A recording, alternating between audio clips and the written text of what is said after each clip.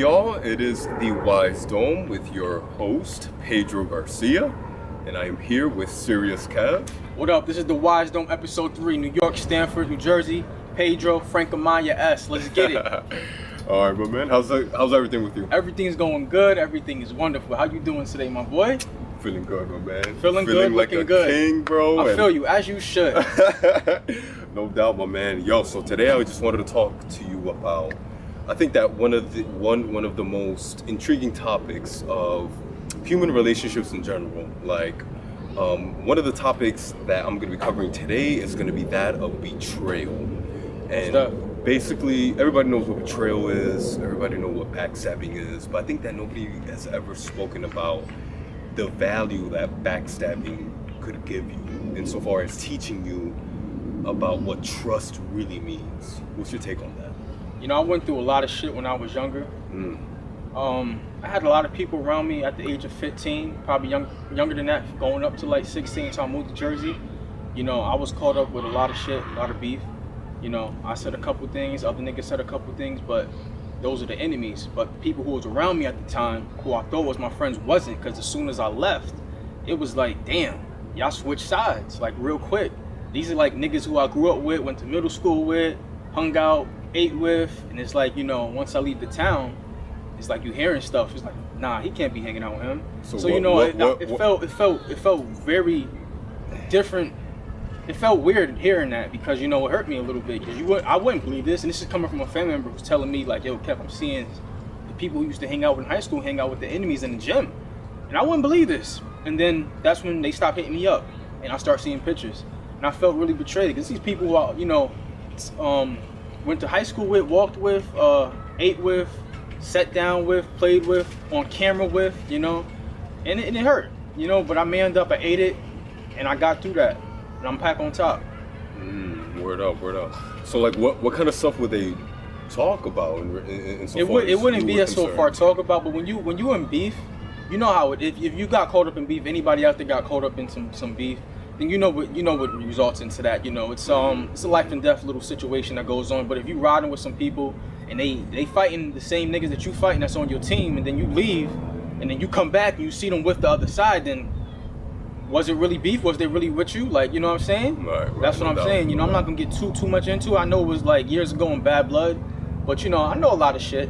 But a lot of stuff I'm not gonna say on camera though, because, you know, niggas is watching, niggas is listening. I have to protect myself too, because a lot of niggas still probably ill will about that bad blood. So, you know, I'm gonna keep myself guarded. No doubt. So, like, in my personal case, I remember, like, well, my own personal situation didn't really happen in high school, but it happened in college. And I remember it actually happened with some girls that I was friends with. Nothing too serious, like I wasn't really fucking around. They were like I saw these girls as sisters. And I remember one time, it all changed, like this whole situation changed when they decided to go to a sorority, and they started getting into Greek life and frat life and all that. And I just remember how good of a relationship we all had with one another. It was two girls. Who's that? I'm not gonna mention their names, but it's all love. Don't put them out there. Tell your side of the story too, my boy. Yeah, but it was these two girls, man, and they were like sisters, man. Like, they were my extended family. Like, that's how deep I thought our relationship went. So what happened? What went south? Well, I think, in my personal opinion, what went south was just the fact that they decided to cross over into that Greek life, you know, and it was just more about, I guess, them being exposed to different types of people, and them being exposed to different types of events, and naturally, obviously, you know, when you're going through that, I guess, metamorphosis, you're kind of being put in a new environment. You're gonna start seeing things differently. Most importantly, you're gonna start seeing people differently. Yeah, I feel you. You know what I'm saying? And so people could really change from them being your best friend to them, I mean, not necessarily being your enemy, but just being completely indifferent towards you. That's the process, you know, growing up. You know, the people that we thought was with us at a young age, growing up, you know, childhood years through high school. you know, we eliminate them or they eliminate us. We got to grow up. We got to grow up and eventually, you know, separate us. If they can't grow with us, you know, they got to grow without us. Regardless, you know, that's when a new atmosphere of energy and people start to come in. We all develop new skills and new ideas each day. And if they ain't messing with it, then you got to separate yourself from it. You know, it's not necessarily you pulling away from them, but or them pulling away from you. It's mostly God. Like, you know, you had your fun with them for like, you know, 5 years, but it's God pulling them away from you. You know what I'm saying? It happens. And, you know, if you guys catch up in 5 or 10 years later, then it's still God. But if not, then it wasn't ever meant to be. It is what it is. You just gotta let it go. I know, but you know, sometimes it does fucking hurt. It does. It doesn't take away the fact that we were family at one point. Yeah, be like that. And all it took for you. Look, the one thing that I've noticed, my man, that you have to pay attention is, it's not necessarily about the betrayal itself, but it's how quickly they betray you. That time frame. I feel you. Where they go from, okay, I love Kevin, or I love Pedro, or I love whoever, to I hate this motherfucker, exactly. Or he's nothing to me now. Exactly. That little time frame is what you have to really pay attention to, because that is when you know how much they really cared for you and how deep and genuine the relationship. But you know how women are. They say shit just to get us mad. Like, I had a couple girls say some stuff to get mad, and then we stop talking, and then a few years later you bounce back. Oh, you know I ain't mean it. I'm sorry I ain't mean it. But you know what it is. Just let it happen. You know what I'm saying? Like DMX said, if it's yours, it comes back to you. It's yours. If it doesn't, then it never was. You know what I'm saying? I guess, man. But so it is what it is, my dude. It stings, though, man. It really does sting, and it's just, it proves to be a shocker, you know, because it's crazy, man. Like how you could be cool with someone for several years, man, and they could just forget about you. Yeah, most definitely. And it's in that moment. It's like you had memories together.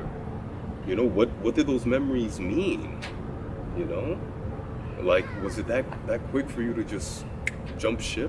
But I think mostly they were just putting in your life for like that particular moment to teach you a lesson, to give you a reason. You know what I'm saying? You know, it's just like God puts people in your lives for a reason, and He takes them out for a reason too. So it's just like you can't just dwell on, damn, it hurts for so long. It's like you gotta just let that shit go. Like you can dwell on it, but it's not gonna do nothing. You're not gonna do nothing about it. You can't. You know, it's gone now. It's like it's a memory. Like you said, it's memory. You might be reminiscing about it. They may not. They just might be, you know, somewhere else, just living their fucking life. It is what it is. I feel like we men take it more to the heart, more than a woman does. Sometimes, you know, they can just let it go. They might care about it for a couple of minutes and shit, but they soak that shit up and get the fuck out. And they just, you know. I think that loyalty to men is much more potent. Yeah, to a woman. It's most definitely. Most definitely. Because it's kind of like it goes back to like our ancestry, you know, where back then like men had to be the gang, not necessarily like in the Bloods or like Crips. It goes even farther than that. You know what I'm saying? Right. Like we've always needed to be inside a tribe.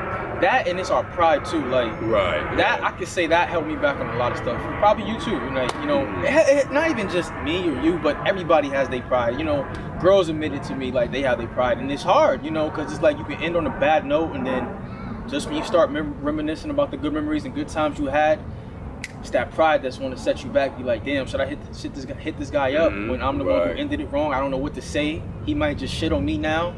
So you know what happens, and then you never know. Like, and I also think that it's like the fear of the unknown, because you're there like, all right, yo, should I really hit it back up? But it's not necessarily out of pride, but it's out of fear. It's of that, like, and what you know are they what? gonna say? What are they gonna say to me? You know what else is the fear? Is this? It's why? Always, Your phone? No, this. Why? Instagram, Snapchat, be popping? It's everything. You know, it's everything. This is the fear. If we take this away in 2019, we don't have nothing. That fear will erase, because they're automatically just looking on tweets and messages of like goals and what their life should be like compared to somebody else. So that they're projecting somebody else's fears onto them when that's not even there. So that's already stopping them from hitting you up. So it's pride and the fear from somebody else's projection of what happened to their relationship, and they're putting it on themselves to put it in their shoes to not hit you up, because they're like, oh, I went through the same thing. Oh, should I really do it? You're not her. He's not him. Don't. You know what I'm saying? Like, don't feed into it. Don't feed into the negative BS that you see on your phone. This is the power that we have today. This is like controlling everything. Everything. Sure. I mean, if I could, I would go back to a Boost Mobile. People tend to underestimate the power of our phones. Most definitely. Relationships It's get ridiculous. murdered because of our phones, bro. It Over a simple tweet can destroy a relationship, man. Destroy People tons. underestimate. They don't respect the power of social media. I personally think, man, because like the way that it has transformed human relationships, man. Humans in general, you know what I'm saying? Not even relationships. Humans in general, man. You know, it could really turn. You see Donald Trump. Everybody thought he was a little cool. You see them tweets now. It's like, woo. Yeah. That boy's something else well, now. That's an entirely different conversation because I feel like, I mean, at one point Donald Trump was everyone's hero until he ran for president. You know? Yeah, exactly. Then we really seen what he really was. But aside from that, let's stick to the regular combo. Yeah, man, no doubt, bro. So, yeah, man, I think that in one perspective, what betrayal could really teach you about trust is that trust is an invaluable virtue that you should really appreciate from other people. I like that. Yeah. I just learned something new from you today. Yeah, it really is, man. The wise don't. I gotta be wise. That was hot.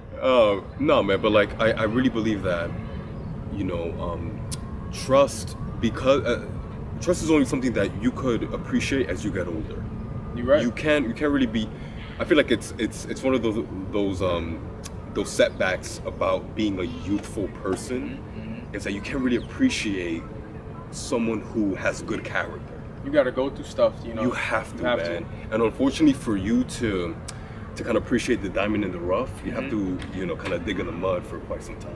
Woo. You know what I'm saying? Yeah, you're right. And really be exposed to all the worst types of people, man. People who thought that people you thought were gonna be there for you through thick and thin. Yeah. And you only found out that they've only been with you through the thick and left your ass as soon as things got really hard for you. But that's probably, I think, God's way or Allah's or the universe's way of preparing you or propelling you to appreciate that one person who could really, I guess, change your perspective on what it means to have a good relationship or a good friendship. Right. You know what I'm saying? And I even think that from you encountering someone like that, it could really change you as a person. You know, it could really help you. That one person who has a good character could in a way be a therapist to you, because they're able to kind of like look deep into your traumas and help you, you know, change your perspective on certain things. Right. On certain people. The universe works mysteriously. It does, man. It does, man. And sometimes it plays out very well. Yeah, and you know, it makes us go through a lot of pain before we get to the other side of things, you know. I feel you. But yeah, man, like, what's your take on that, bro? Like, what do you think that betrayal could teach you or teach the viewers in general? Never go back. Like, they betray you one time, just leave. I don't even care. Don't even wait for the second or third time, because when you get to the second or third time, you might just be dead. Like, you never know, man. Bro. You just never know. I really don't take betray very lightly today. When I was younger, I did. I'm like, okay, it's cool. He did it one time, did it twice. Now, but now as you get older, man, you really do not have time to keep cutting people in and out of your life. You're getting older. You want to get married. You want to have kids. It is certain people you do not want to bring around your family, your wife, your children. It's certain people you do not want to bring around. So it's just like you gotta really watch your back. You know what I'm saying? Betrayal is it's a motherfucker, yo. Betrayal hurts, so I bro. want to tell y'all just to keep your eyes open, watch your surroundings, watch everybody who you talk to, listen, keep your eyes and ears open, even your mind, your heart, hear everything, because people are some funny motherfuckers today. They are, man, and they act funny when you're doing really good with your life, and they're that's the thing, my man. It's like they're like chameleons in a way, bro. Like when they're near you and they want to get that shine, you know, everything's going well, and they want to be by your side. They act like they're your homeboy or your homegirl, man. Right. They really don't like. It's the mask that they wear is amazing, bro. Like I'll give them that, bro. You guys, some of y'all people could be fucking Emmy award winners for the kind of show that y'all put up when you're around somebody who's doing much better with their life. But yeah, bro, like shit. It's crazy, you know. We went through a little situation with with an older guy I used to we work with, you know. Oh, word. Oh. You know, you would be a little bit crazy because, you know, the guy would be talking around about so many employees, and then, you know, it comes all out after he leaves, you know, wasn't really the man he said he was. That's real betrayal. You know, the person you think you working with is cool, want to move you up to the top, you know, talking behind your back. That's really hurt. Yeah, bro. I think I know exactly who you're talking about, but we're gonna keep him anonymous. All right, man. So this will be the end of the show, man. I mean, wasn't really much to talk about, but yeah, man. Our summary of the show will be, you know, watch out for individuals who give you the signs of potential betrayal in the near future. You know, people who are only there for you when things are going well and disappear as soon as things go south for you. So, guys, keep your eyes open. Be smart, be wise, and keep your eyes open. The Wise Dome, Serious Kev, Frank Amaya, Pedro, The Wise Dome, episode 3. Have a good one, man.